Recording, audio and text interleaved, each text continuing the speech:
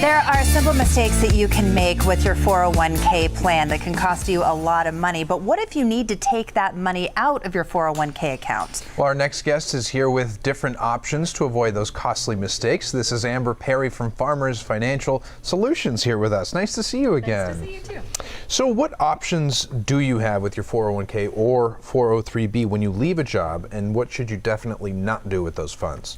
So when you leave a job, you have a few different options. You can leave the money where it's at. You can decide to move it to a different retirement account, and you can also cash it out. That is a huge costly mistake that most people don't realize, and that is what 36% of Americans decide that they're going to do based on a research report from Fidelity Investments.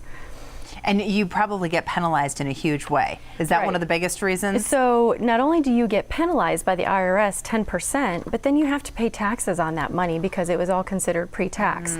So rather than letting it sit and earn interest over time, which that compound interest can really build up, you actually then end up paying more of your money to Uncle Sam rather than just letting it sit, roll it into something else, and earn those monies later in life, where, I mean, it can be thousands and thousands of dollars that you missed out on. Yeah, rather than take advantage of that instant gratification that may be some money in the short term, but then you might end up spending it on other things. Right. Other than your retirement, you're really handicapping Yeah. how you're going to be able to be comfortable in the future. Now, what should we do instead of cashing it out? Well, you have a couple different options. Like I said, you can leave it where it's at, but you can no longer contribute to it. So then it's just sitting in this 401k plan, and the fees in that plan may not be better than what you can find on your own. Plus, you have a little less control. Rolling it over to your own IRA account that you actually own is going to be typically your best option. You also can choose to hang on to it until you start a job and roll it over to that new employer's 401k plan. But checking into the fees that you're paying are going to be the key thing. Is it better to stay where you're at? Is it better to roll it over? Anytime you move monies, you do want to make sure you look at advisor fees and fund fees and just make sure that's going to be the best move. That's really what generally eats up a lot of your investment. So what advice would you have for somebody who has a 401k account and they're staying with their current employer? So, you know, you actually have a really cool option that a lot of people don't know about, and it's called an in-service distribution. So if your employer plan allows it, and if you're over 59 and a half, you can decide to move that 401k money while you're still working with your employer.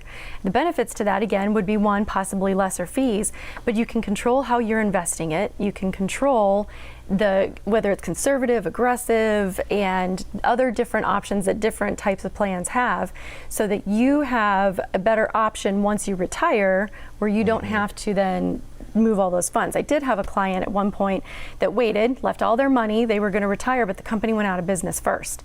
It made it 10 times harder to move those funds. It made a lot more paperwork, and it took longer than the average. So looking at that, if you're over 59 and a half, and the options to move those funds before you actually retire from that job might be in your better interest. Yeah, again, think of that long-term game, right? And companies make investing in a 401k just really too easy. I mean, you can just click a couple things, you're signed up. Do you recommend that it's a good idea to contribute to a 401k employer Oh, plan? absolutely, I do. Because when you're contributing to a 401k plan, you typically are going to get some kind of an employer match, and that's free money. So there's no reason not to do that.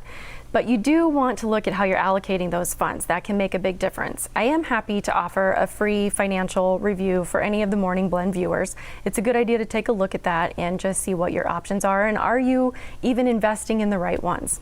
Right, because maybe the stuff that you invested in 10 years ago is not where you need to be now, because things change, right? And so you forget about it, your money's going in, which is a good thing. Yeah. You're not, you know, you're not seeing this tangible amount of money that's being taken out of your hands. Is just like doesn't even exist until you look at it. And so most people do forget about it. And I ask them, you know, how's your 401k, or how much do you have in it? And they say, oh, you know, I don't know. I haven't looked at that in years. And then they find out they're ultra conservative, or they put it in a money market and it's just not doing anything for them. Whereas if 20 years ago they had put it into something different, they'd be in a whole different place. Okay. You don't want to look back and kick yourself and say, if I had just changed one or two little options, if I had the expert help. So many people these days try to DIY it, right? And then they end up, like you say, investing in something that isn't necessarily the best for their portfolio. So Amber Perry, it's always a pleasure to see you. Thanks for being here. Thank you. Thanks, Amber. And right now, Amber Perry is offering a free financial consultation. If you want more information, visit agents.farmers.com/aperry or call 520-296-6532.